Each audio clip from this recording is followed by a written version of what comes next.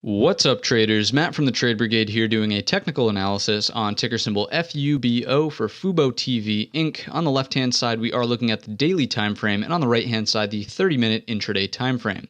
First thing I need to point out is that we are looking at an earnings announcement after the bell here, so let's flip on the extended hour session and just kind of see what's going on. So nice gap up, it looks like, based on the current action. For round numbers sake, let's say we're opening on a gap up and close to this 32 whole dollar, so just clicking that level in there. Let's go ahead and map out the pre-market high for now. Again, a lot can happen between now and 9:30, but we'll call it at 32.73 for now, just to talk about potential scenarios as we head into tomorrow's bell. So turning that back off, cleaning up the chart, the first thing we always have to think about whenever we're gapping in one direction is the potential for a gap fill. So let's say that we're opening at 32, the whole dollar. If we fail to take out the overnight high and trade back down through the open, that puts into play the gap fill back down towards 29.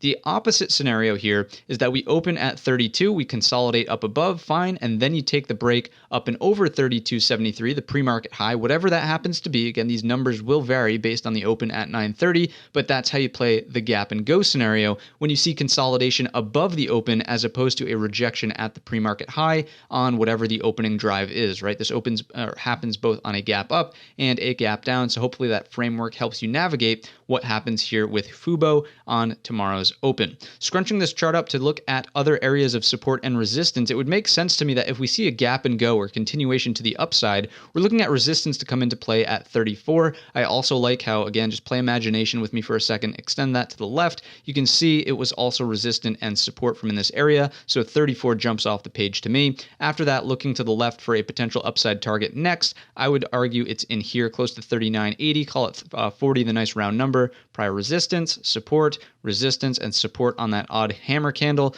So all things considered, we have some upside targets, some sizable ones, if we get a massive gap and go. In that instance, on the gap and go, you need to see volume really coming in and confirming and giving you confidence to the upside to take that trade. If volume is really weak and lackluster, then probably favor the move to fill the gap to the downside. Now, if we do move lower, what do we look for at the gap fill area? Simply any signs of reversal. So hammer candles, something that would form in here, indecision dojis, basically anything that would sort of give you a question: is this pullback starting to come to an end? Is this starting to end here? And can we flip back to the long side, taking the break over those highs? Stop loss goes just underneath the lows of whatever reversal candle prints. And then, of course, your target is back up towards that open at 32.02. Let's flip our attention back over to the, actually, before we do that, let me just call this area of support out as well before doing so. So 25, nice shelf of support if we really get a huge fall apart in the name, but not really anticipating that on a massive gap up. So flipping the attention back to the 30-minute just to see if we're missing any nuance here before wrapping it up,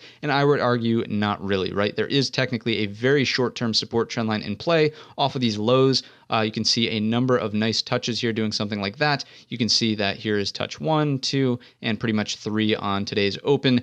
So keep that in mind. Again, very, very steep. I'm not anticipating that it holds forever, but something to monitor should we get any sort of pullback early on the session. So let me extend that. And again, anticipating an open around 32, a pullback could be about 50% of the gap into that support trend line close to 30.50. All right, so things to keep in mind, but likely favoring one of those two scenarios, which we laid out when we're dealing with a gap up. So remember, I'll say it one more time, opening at 32.02, if we fail to take out the overnight high, take the short back down through the open to fill the gap, or maybe see what happens at the support trend line. The other scenario is the gap and go, right? We open at 32, we start consolidating up above, boom, you take the breakout over 32.73 to target 34, and after that, as we know, quite a ways to run all the way up towards 40. So if you enjoyed today's video or learned anything new, let me know down below in the comments section or by simply giving the video a thumbs up. Don't forget our main channel is linked down below in the description, and all of that being said, we wish you a green trading week.